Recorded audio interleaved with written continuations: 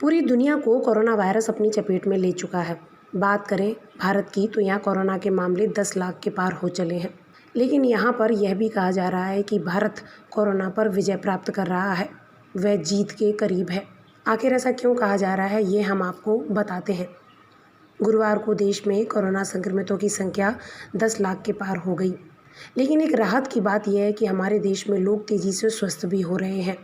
देश में मरीजों के स्वस्थ होने की दर लगभग 63% है, जबकि मृत्यु दर महज 2.55% है। इन आंकड़ों से यह स्पष्ट है कि सक्रिय मामलों की तुलना में स्वस्थ लोगों की संख्या 3 लाख से अधिक हो चुकी है।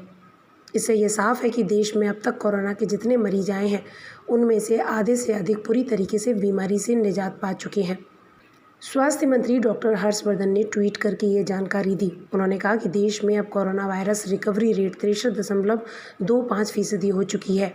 स्वास्थ्य मंत्री ने कहा कि देश में कोविड-19 संक्रमण के ज़्यादातर मामले मामूली लक्षण वाले हैं। उन्होंने कहा कि 0.32% मरीज वेंटिलेटर पर हैं और 3% से भी कम मरीजों को ऑक्सीजन की ज़रूरत है। उन्होंने अपने ट्वीट में जीत के समीप भारत भी लिखा। स्वास्थ्य मंत्रालय के मुताबिक केंद्र, राज्य तथा केंद्र शासित प्रदेश मिलकर कोरोना जांच की गति को रफ्तार देने में जुटे हुए हैं, ताकि संक्रमितों की जल्द से जल्द पहचान कर उनका उपचार किया जा सके। उन्होंने बताया कि कोरोना वायरस से होने वाली मौतों की संख्या में भारत में विश्व की तुलना में काफ़ी कम है और वैश्विक औसत 73 मौतें प्रति 10 लाख की तुलना में भारत का आंकड़ा 17.2 व्यक्ति है। ब्रिटेन में यह आंकड़ा 660, स्पेन में 607, अमेरिका में 406, ब्राज़ील में 336 और मैक्सिको में 269 प्रति व्यक्ति 10 लाख है। वहीं विश्व में प्रति 10 लाख की आबादी में कोरोना संक्रमितों का औसत 1638 व्यक्ति है, जबकि भारत में यह 637 है। आंकड़ों की बात करें तो रूस और अमेरिका में भारत की तुलना में क्रमशः 7 और 14 गुना अधिक मामले सामने आ रहे हैं।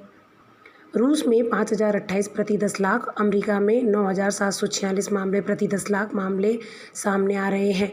ब्राज़ील और स्पेन में यह संख्या 8656 और 5421 प्रति 10 लाख है। इसमें कोई दो राय नहीं कि डॉक्टर हर्षवर्धन के दिए आंकड़ों से देशवासियों को काफ़ी हौसला मिल रहा है और लोगों के अंदर इस महामारी को लेकर डर कम हो रहा है और ज़्यादा से ज़्यादा लोग जागरूक भी हो रहे हैं। बताते चलें कि देश में कोरोना का पहला मामला 30 जनवरी को आया था। चीन के वुहान विश्वविद्यालय से केरल आए एक छात्र में कोरोना वायरस के लक्षण पाए गए और फिर उसमें संक्रमण की पुष्टि हुई थी। देश में कोरोना संक्रमितों की संख्या 5 लाख पहुंचने में लगभग 5 महीने लग गए थे, लेकिन उसके बाद ये आंकड़ा तेज़ी से बढ़ने लगा। वहीं देश में अगले 5 लाख केस आने में केवल 20 दिन लगे।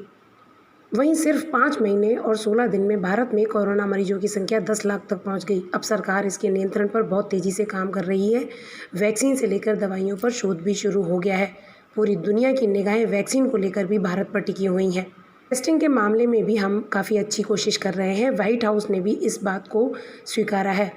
व्हाइट हाउस का कहना है कि अमेरिका ने कोरोना वायरस संक्रमण का पता लगाने के लिए सर्वाधिक 4.2 करोड़ नमूनों की जांच की है। इसके बाद सर्वाधिक 1.2 करोड़ नमूनों की जांच भारत में हुई है।